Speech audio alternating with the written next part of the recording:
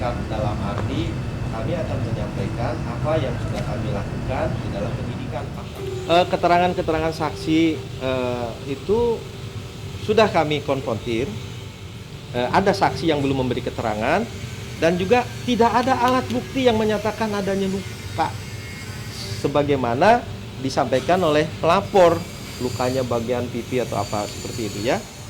Lalu menyebarlah video itu. Lah kan kami tidak bisa mengambil begitu saja dari video itu.